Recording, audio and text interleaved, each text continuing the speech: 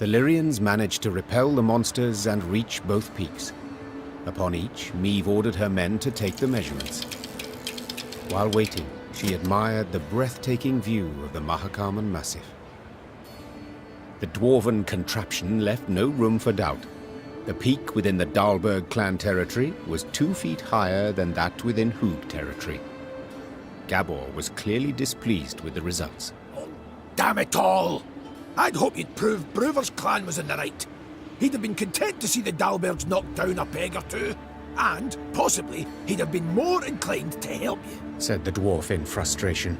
Then, after a pause, he added, although, only you saw what the device showed, Queen. Perhaps you could, recalibrate the results a wee bit? Alas, no matter the result I give, half the dwarves will be displeased, said the Queen, after considering. Thus, if we err in taking the measurements, no great harm will be done, and the benefit to us could be significant. Gabor just nodded in agreement. The Queen issued the relevant orders and took the 4 in the march down the mountainside.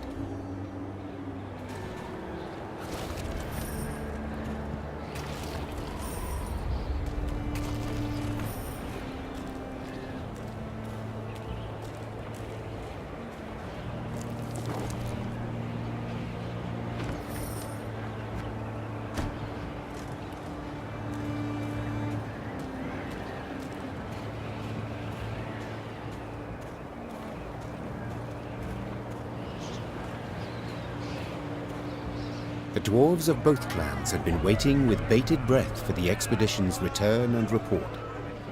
As soon as Meve announced the results, the Hoogs rolled barrels of beer out into the square and began to celebrate. Naturally, the Dahlbergs were disappointed, yet they accepted Meve's results as final. At last, they had come to trust her.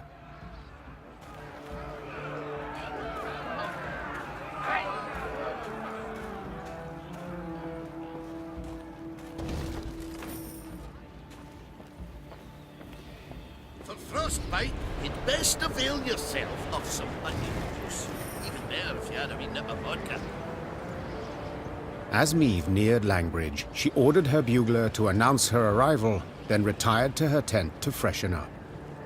Gascon was already inside, awaiting her. I do not seem to recall summoning you. In that case, I must tell you to fret not. Nothing wrong with your memory. I've come with no agenda. Spontaneously, call it, to chat. Then I propose you leave, just as spontaneously, call it. I must don fresh clothes. I'm to see the Elder soon, and I'd prefer to not smell of horse sweat. Doubt it'd make much difference to him. And be assured, I know what I speak of. When last we met, I found myself standing downwind of him. A pungent experience.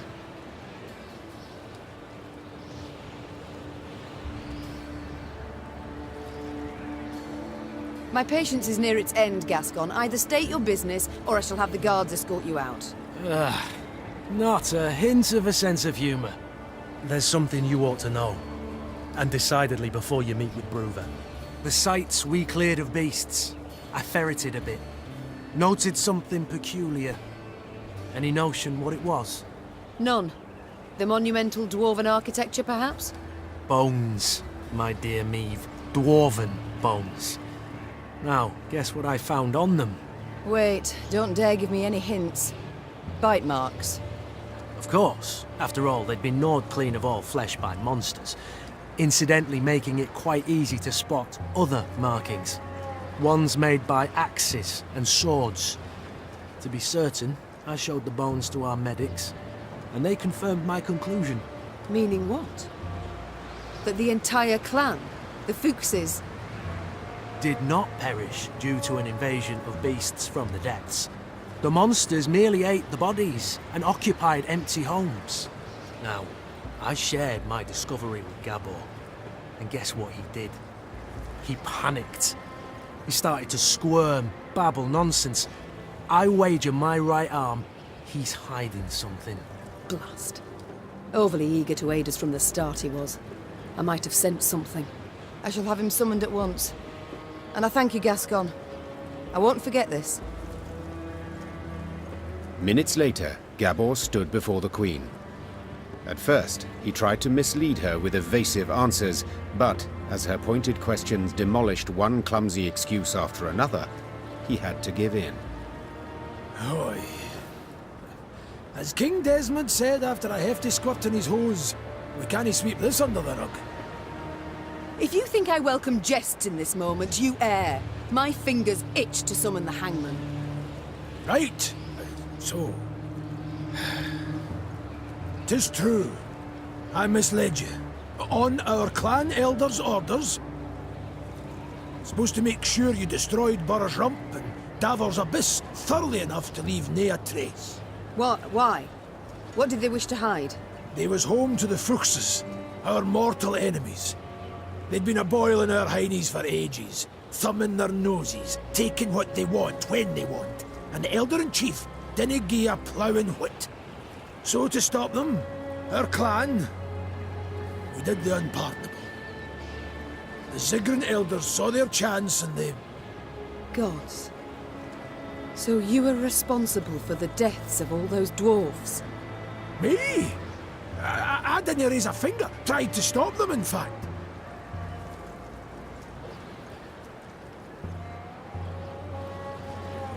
No witnesses survived, meaning you must have murdered the entire clan. How? Queen, you sure you... I am. And you should be sure to answer in full, omitting no detail. A few years back, we got pummeled by a horrendous winter. Stone-breaking frosts, whiteout storms, avalanches. Made travelling a painful form of suicide. Hunger drove beasts out of their dens. Pass was covered in the filth. Got to where they paced right outside the walls. Fuchses fought a hard, bloody fight to keep the critters out of Davor's Abyss. Lost near every axe-wielding dwarf they had. Only survivors had to winter at Burr's Rump. Our elders felt such an opportunity wouldn't knock again. After killing the town's meagre guard, they set fire to it and barricaded the gates. They didn't stand a chance. Bastards. You claim not to have taken part, but neither did you do anything to stop the massacre. What was I to do exactly? The elders had decided. Nae a dwarf would listen to me. You might have informed the Elder-in-Chief. The guilty would have been punished. The guilty? You didn't ken Bruva. He'd punish the whole clan. Women, children, nae exceptions. Maeve, Queen, I'm begging you. He canna ever learn of this. Aye, I want a hack flame too when I think what the Elder's done. But t'other way it'd bring but more pain and death.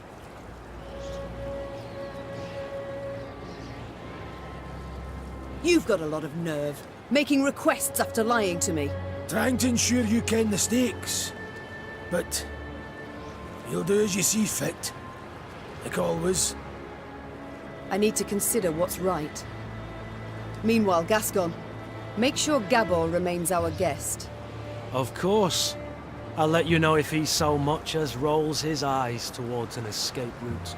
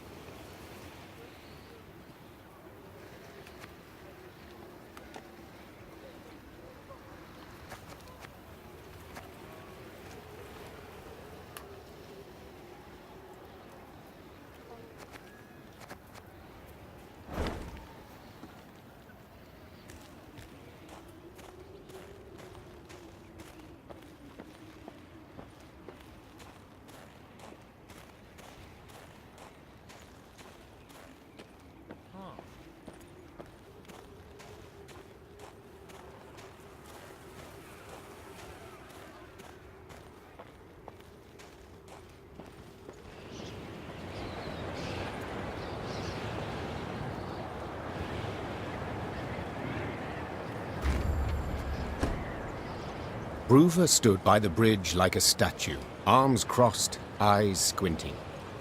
Meve sighed inside.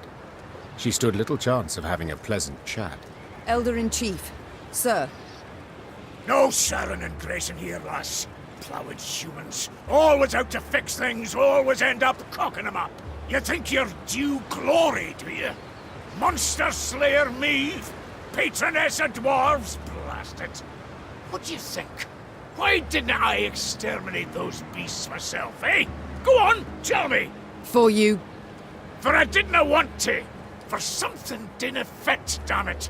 So I resolved to not destroy their nests and evidence till I learned the truth of who done it. Postponed it all those years expressly. Though your subjects were dying. I dinna need no lectures from the likes of you. Justice must be served. That's worth any price. And I was close. Had leads. And now it's all gone to hell. You flooded Devore's abyss. You brought Burrow's rump down on itself. And I'll never ken who killed the Fuchses. Understand? Never!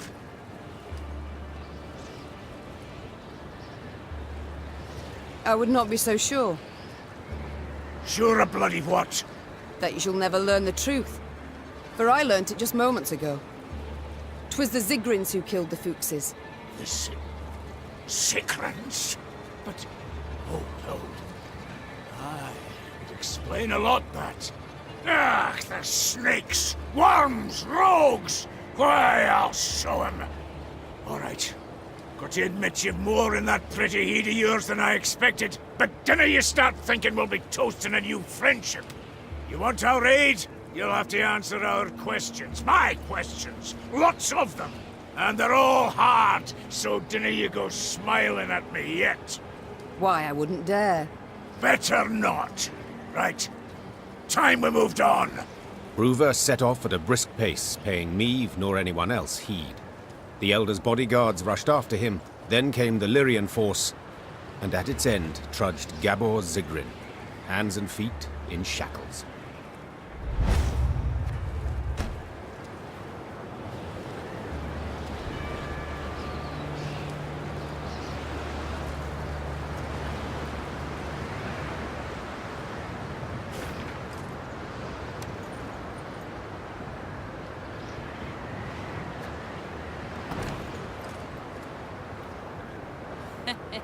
Wanted to hunt monsters, eh?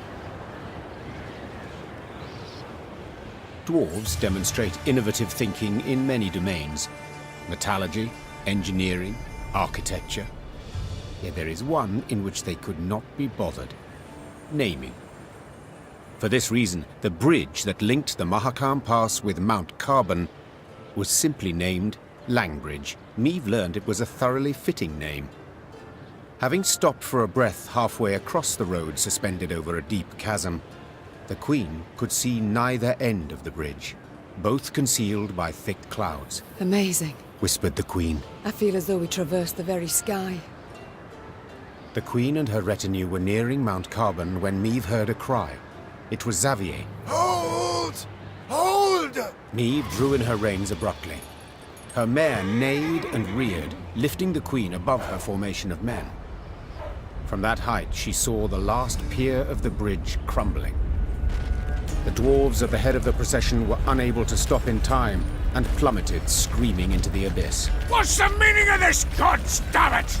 Bruva roared. Fetch the engineers! Now! The Queen was striving to calm her spooked mount when she sensed something swish past her ear. Out of nowhere, a Scoia'tael band had appeared at the rear of the column. Before anyone could react, elven archers had felled the rear guard. The soldiers lay on the bridge's stone surface with arrows in their backs. Meve was trapped. In one direction lay the chasm, in the other, a fierce foe. She had no choice but to stand and fight.